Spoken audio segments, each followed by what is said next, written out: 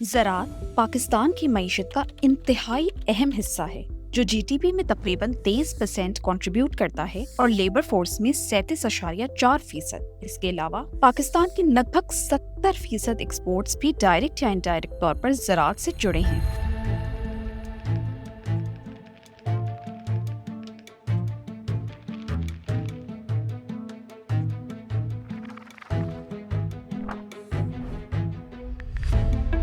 Welcome to Agrinama, Pakistan and countings quarterly agriculture review, जहां हम हर क्वार्टर एग्रीकल्चर सेक्टर की क्रॉप आउटपुट, ग्रोथ ट्रेंड्स और की ड्राइवर्स को एनालाइज करेंगे।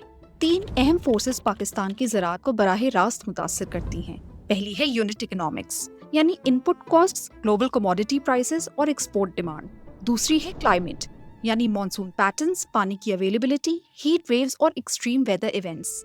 और तीसरी है गवर्नमेंट पॉलिसी, यानी support prices, procurement policies, subsidies और इंपोर्ट एक्सपोर्ट के फैसले।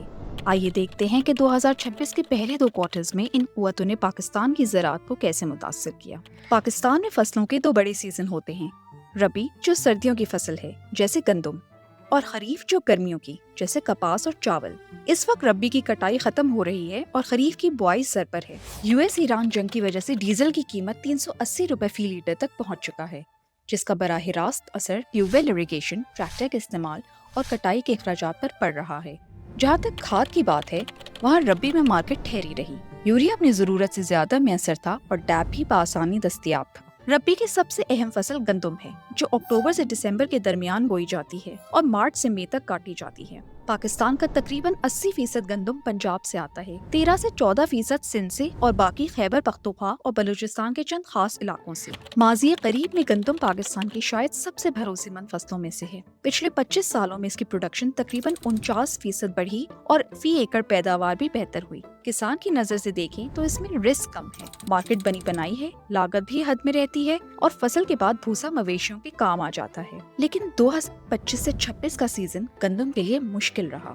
पाकिस्तान में गंदम की सालाना डिमांड तकरीबन 31 मिलियन टन है, जबकि इस सीजन सप्लाई सिर्फ 29.6 मिलियन टन के आसपास रहने की पेशेनगोई है।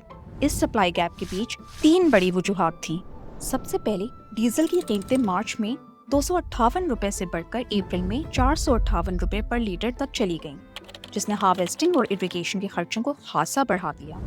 कस्टम हायर रेट्स यानी दीगर मशीनरी के किराए और ओवरऑल कॉस्ट ऑफ प्रोडक्शन तकरीबन 60% तक बढ़ गए। दूसरी वजह मौसम था। मार्च और अप्रैल में गंदम बेल्ट में बारिश मामूल से 2 से 3 गुना ज्यादा हुई, जिससे ग्रेन क्वालिटी मुतासिर हुई, फसलें गिर गईं और कटाई के लिए बहुत कम वक्त रह गया। और तीसरी और सबसे अहम वजह थी हुकूमती पॉलिसी। ये वो पहलू है जो गंदम की प्रोडक्शन, यील्ड और एरिया को डायरेक्टली मुतासिर करता आया है। 2024 तक हुकूमत एक मिनिमम सपोर्ट प्राइस तय करके खुद गंदम खरीदती थी। मतलब ये कि हर साल सीजन शुरू होने से पहले मिनिमम कीमत का ऐलान कर दिया जाता था। इसकी वजह से किसान तय कर पाते थे कि कितने जमीन पर गंदम लगानी है, कितना फर्टिलाइजर लेना है और इस फसल में कितना पैसा लगाना है। If there are unforeseen situation in the market and farmers are not really able to reap the benefits of what they have sown actually already, तो फिर गवर्नमेंट उसको, एक तो गवर्नमेंट प्रोक्योर करती है, दूसरा मिनिमम सपोर्ट प्राइस जब रखती है तो उससे वो इम्बैलेंसेस मार्केट में नहीं क्रिएट। ये तरीका कार मार्केट बिगाड़ने का काम करता था, क्योंकि हुकूमत ही खरीदार, प्राइस सेटर और रेगुलेटर थी और मार्केट के असल सिग्नल्स, सप्लाई, डिमांड, कंपटीशन सब पर हावी थी। नॉर्मली जो हमारे यहाँ मार्केट इकोनॉमी है बेसिकली, तो एग्रीकल्चर की जो प्राइवेट मार्केट इकोनॉमी है वो सफर करती है उसकी वजह से। 2025 में ये निज़ाम पंजाब में बंद कर दिया गया। इस बार हुकूमत ने एक इंडिकेटिव प्राइस का निज़ाम पेश किया और खरीद का जिम्मा 11 प्राइवेट कंपनीज को सौंप दिया। गुज़िश्ता साल की पॉलिसी शिफ्ट्स की वजह से किसानों को 2025 में सिर्फ 2200 रुपए पर मन मिले। नतीजा ये हुआ कि इस सीजन किसानों ने कम रकबे पर बुआई की और फर्टिलाइजर के इस्तेमाल में भी कमी देखी गई। पंजाब के नए प्रोक्योरमेंट मॉडल की 11 शॉर्टलिस्टेड प्राइवेट कंपनीज में से सिर्फ कुछ ही बैंक से कर्जा हासिल कर सकी और अप्रूवल्स इतनी देर से आए कि सिस्टम वक्त पे नहीं चल सका। और जब प्रोक्योरमेंट सेटअप तैयार हुआ, तब तक ज्यादातर फसल प्राइवेट मार्केट के हाथ में जा चुकी थी। दिन में सपोर्ट प्राइस 3500 रुपए पर मन रखी गई, जो इस साल हायर प्रोडक्शन कॉस्ट्स के बावजूद पिछले साल से खास मुनाफा बख्श नहीं थी।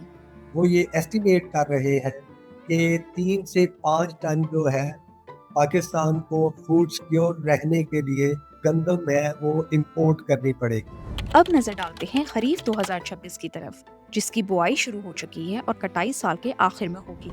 اس سیزن کی اہم فصل ہے کپاس، جو پاکستان کی شاید سب سے بڑی کیش کراپ مانی جاتی ہے اور ٹیکسٹائل انڈسٹری کی بیک بون ہے۔ پاکستان میں کپاس پچھلی ایک دہائی سے تنزلی کا شکار ہے اور اس سال بھی ٹیکسٹائل انڈسٹری کو کاٹن ڈیمانڈ پوری کرنے کے لیے تقریباً 7.2 ملین بیلز امپورٹ کرنی پڑ سکتی ہیں۔ حکومت نے خریف 2026 کے لیے 9.64 ملین بیلز کا ہدف مقرر کیا ہے، جبکہ گزشتہ سال ملکی پیداوار صرف 7.98 ملین بیلز رہی۔ اور یہ تنزلی کوئی پچھلے 1-2 سال کا مسئلہ نہیں ہے۔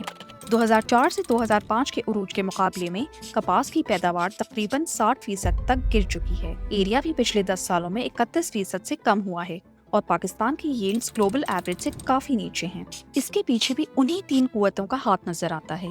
معاشی پہلو سے دیکھا جائے تو کپاس کسانوں کے لیے فائدہ مند نہیں رہی۔ ریپلیسمنٹ کراپس نسبتاً بہتر ریٹرنز دیتی ہیں، جبکہ کپاس کی ایریگیشن، پیسٹیسائڈ اور لیبر کاسٹس لگاتار بڑھ رہی ہیں۔ ایک ریسرچ کے مطابق اگر کاٹن، میز اور سٹرس کا بینیفٹ کاسٹ ریشیو کا موازنہ کیا جائے تو کاٹن کا BCR 1.66 ہے، جبکہ میز کا 2.71 اور سٹرس کا 3.33۔ اس اکنامک شفٹ کو سنگین بنانے میں حکومتی پالیسی کا بھی ہاتھ ہے۔ شوگرکین کی ایکسپینشن نے کاٹن ایریا کو کافی حد تک ڈسپلیس کیا ہے، خاص کر ساؤتھ پنجاب میں، جہاں guaranteed sugar mill of take farmers کو کاٹن سے شفٹ کر رہی ہے۔ اس کی ایک مثال یہ ہے کہ رحیم یار خان میں شوگرکین کا ایریا 1990 سے 2023 کے درمیان 624.9% تک بڑھ گیا، جبکہ کاٹن کا ایریا 27.2% تک گر گیا۔ فائنلی، کلائمیٹ ایک اہم ریزن ہے جس سے کاٹن کی پروڈکشن اور ییلڈ افیکٹ ہوئی ہے۔ کاٹن بیلٹ میں جون سے اگست کے درمیان درجہ حرارت عام طور پر 40 ڈگری سینٹی گریڈ کراس کرنا شروع ہو گیا ہے۔ اس گرمی کے دباؤ سے بال گرنے لگتے ہیں، وائٹ فلائی کا حملہ بڑھ جاتا ہے اور ییلڈ متاثر ہوتی ہے۔ کاٹن پروڈیوسنگ ایریاز میں کی گئی ریسرچ کے مطابق ہر 1 ڈگری سینٹی گریڈ ٹیمپریچر بڑھنے سے لگ بھگ 1.64% ییلڈ لاس ہوتا ہے، اور اگر فلاورنگ سٹیج کے دوران 1 ڈگری سینٹی گریڈ ٹیمپریچر بڑھے تو BT کاٹن میں یہ لاس 24.14% تک پہنچ سکتا ہے۔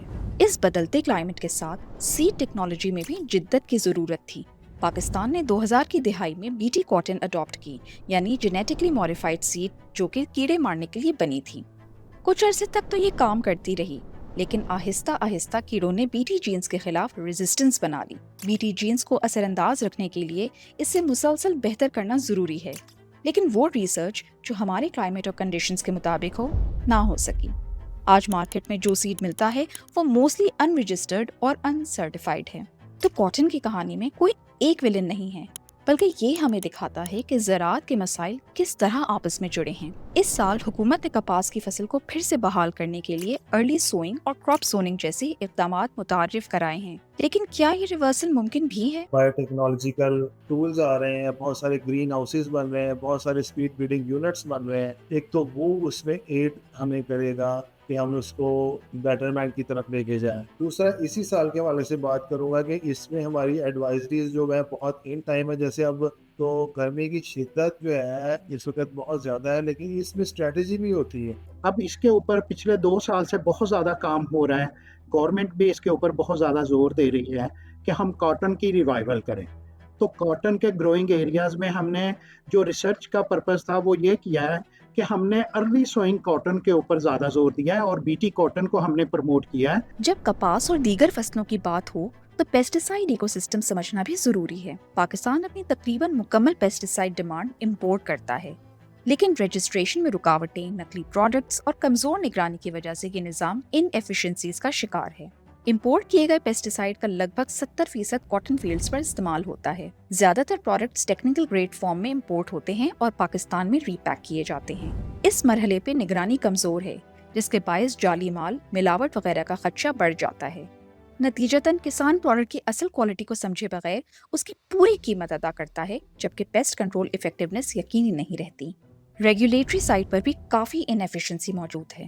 پاکستان میں پیسٹیسائڈ رجسٹریشن اور امپورٹ اپروول پروسیس 3 سال سے زیادہ لے لیتا ہے، جبکہ ڈیولپڈ سسٹمز جیسے آسٹریلیا میں یہ کارروائی 90 دن میں مکمل ہو جاتی ہے۔ اس تاخیر اور جھنجھٹ کی وجہ سے لگ بھگ 70% امپورٹرز سرکاری راستوں کے بجائے متبادل راستے اختیار کرتے ہیں۔ फील्ड लेवल पर आगाही की कमी एक बड़ा मसला है। किसान पेस्टिसाइड डीलर के भरोसे होता है, जिसे सही मशवरे से ज्यादा अपना मंजन बेचने की पड़ी होती है। मतलब जहाँ 5 से 6 स्प्रेज फी एकड़ दरकार हों, वहाँ 18 से 20 स्प्रेज कर दिए जाते हैं, जिससे इनपुट कॉस्ट्स, केमिकल एक्सपोजर और क्रॉप क्वालिटी सब बुरी तरह मुतासर होते हैं। Now, in my view, अगर इसको सॉल्व करना है तो 3 big things that we need to do. One is हमारी जो सप्लाई चेन है that has to have traceability.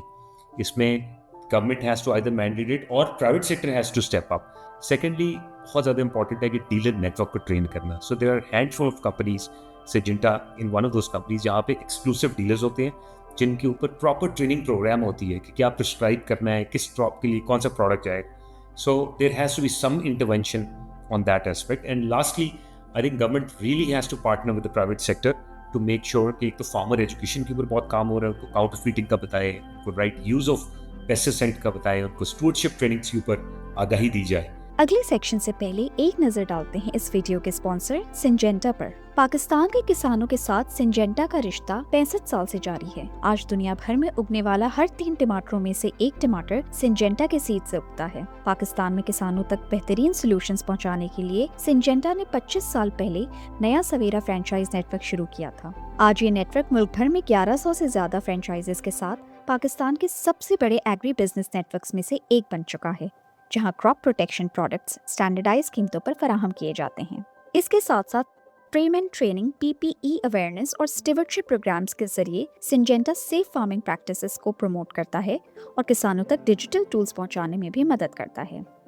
Syngenta की क्रॉपवाइज ग्रोअर मोबाइल ऐप के क्रॉप्स डॉक्टर फीचर के जरिए अब किसान अपने मोबाइल के जरिए से फसल के मसाइल को खुद ही डिटेक्ट, डायग्नोज और रिजॉल्व कर सकते हैं। आज 1 मिलियन से ज्यादा किसान क्रॉपवाइज ग्रोअर ऐप का फायदा उठा रहे हैं। यही है सिंजेंटा का मकसद, टेक्नोलॉजी और एक्सपर्टीज को पाकिस्तान के हर किसान तक पहुंचाना। Thank you to Syngenta for supporting Pakistan and counting. अब वापस आते हैं एग्रीनामा की तरफ। इस वीडियो के हर सेक्शन में आपने देखा होगा कि एक तरफ इकोनॉमिक्स, क्लाइमेट चेंज और हुकूमती पॉलिसीज ज़राअत पर दबाव डाल रहे हैं, जबकि दूसरी तरफ पाकिस्तान में अभी भी मॉडर्न फार्मिंग आम नहीं हुई। फसल की यूनिट इकोनॉमिक्स, हुकूमती पॉलिसी या आबो हवा, इनमें से किसी चीज़ पर भी एक आम किसान का कोई इख्तियार नहीं, मगर अपनी ज़मीन पर साइंस और टेक्नोलॉजी का बेहतर इस्तेमाल करना ये ज़रूर उसके अपने हाथ में है। इसीलिए प्रिसिशन फार्मिंग और ड्रोन टेक्नोलॉजी जैसी इनोवेशंस अब दुनिया भर में अहमियत इख्तियार कर रही हैं। एंड देन प्रिसिशन फार्मिंग का जो एक्चुअल जो एप्लीकेशन है वो इस चीज़ के ऊपर है कि यू अप्लाई व्हाट्स रिक्वायर्ड, जिस चीज़ की जितनी ज़रूरत है क्रॉप के अंदर और फील्ड के अंदर वो उतनी ही अप्लाई की जाए। सो इसको बेसिस बनाते हुए सैफर फार्म सर्विसेज ने जो है वो प्रिसिशन फार्मिंग की इंट्रोडक्शन शुरू की, सो दैट हमारे फार्मर्स की जो प्रैक्टिसेस हैं जो कि कन्वेंशनल मेथोडोलॉजीज के ऊपर बेस्ड हैं उनको हम इम्प्रूव कर सकें। सफायर फार्म सर्विसेज जैसी कंपनीज ड्रोन बेस्ड स्प्रेइंग और प्रिसिशन एग्रीकल्चर सॉल्यूशंस ला रही हैं, जिससे पानी का इस्तेमाल और इनपुट कॉस्ट्स में वाज़ेह कमी लाई जा सकती है। साथ ही पेस्ट रिस्पॉन्स को भी तेज किया जा सकता है। हमारी 2 ड्रोन से लेके अब हम 2025 तक अल्हम्दुलिल्लाह हम लोग almost we are at about 50 drones right now. 2021 से लेकर अब तक SFS 6 लाख एकड़ से ज्यादा लैंड सर्विस कर चुकी है। ड्रोन स्प्रेइंग कन्वेंशनल तरीकों के मुकाबले में 10 गुना तेज कवरेज और 90 से 95% तक पानी की बचत फराहम करती है। पाकिस्तान का एग्रीकल्चर लैंड एरिया तकरीबन 74 मिलियन एकड़्स पर मुश्तमिल है और इस इतने बड़े स्केल पर ड्रोन स्प्रेइंग और प्रिसिजन फार्मिंग जैसी टेक्नोलॉजीज के लिए जमीन बहुत ज़रख़ीज़ है। आखिरी सवाल ये है कि आगे खरीफ 2026 का आउटलुक कैसा नजर आ रहा है। फिलहाल खरीफ सीजन 3 तरफ से खतरे में है। डीजल की बढ़ी हुई कीमतें, पोटेंशियल डैप शॉर्टेज और गैर यकीनी मॉनसून कंडीशंस। हुकूमत ने कॉटन, राइस, मेज और शुगर केन के एम्बिशियस प्रोडक्शन टारगेट सेट किए हैं, लेकिन फर्टिलाइजर इंपोर्ट्स और एनर्जी सप्लाई सिचुएशन अभी भी वल्नरेबल है कि ये वार किस तरफ जाती है। अगर ये परसिस्ट करेगी तो सिचुएशन और एडवर्स होती चली जाएगी। लेकिन आगे जाकर अगर हम देख लें तो खरीफ सीज़न में जो फर्टिलाइज़र की प्राइसेस है ग्लोबली भी और लोकली भी हम देख लें तो ये जो करंटली जो ऑयल प्राइस शॉक है, this is going to significantly affect the fertiliser output which is a very important input, जो कि हम सबको पता है कि बहुत ज़रूरी है आगे जाकर खरीफ सीज़न में। And at the same time we are also expecting a kind of climatic shocks. Rabi season में डैप डिमांड आराम से पूरी मीट हो गई थी, लेकिन खरीफ की पीक डिमांड Q3 और Q4 में आएगी। अगर रीजन कॉन्फ्लिक्ट और सप्लाई डिस्ट्रप्शंस चलती रहीं तो फर्टिलाइजर शॉर्टेजेस का खर्चा बढ़ सकता है। कॉटन रिवाइवल के हवाले से हुकूमत नई शुगर पॉलिसी और क्रॉप जोनिंग रिफॉर्म्स भी कंसिडर कर चुकी है। एक्सपर्ट्स का कहना है कि अर्ली कॉटन सोइंग और बेहतर जोनिंग पॉलिसीज भी आउटपुट को बढ़ा सकती हैं। लेकिन लॉन्ग टर्म रिकवरी के लिए, जिसमें ट्रेड और फूड सिक्योरिटी दोनों एट रिस्क हैं, बहुत ज़रूरी है कि एग्रीकल्चर सेक्टर की इकोनॉमिक्स, क्लाइमेट अडेप्टेबिलिटी और पॉलिसी मेकिंग तीनों को एक साथ एड्रेस किया जाए। आपके ख्याल में ज़राअत के शोबे में किस किस्म के रिफॉर्म्स और इनोवेशन की फौरी ज़रूरत है, और एग्रीनामा की अगले एपिसोड में हम किस फसल पर तफसीली गुफ्तगू करें? अपनी राय कमेंट्स में ज़रूर शेयर करें। And thank you for watching Pakistan and counting.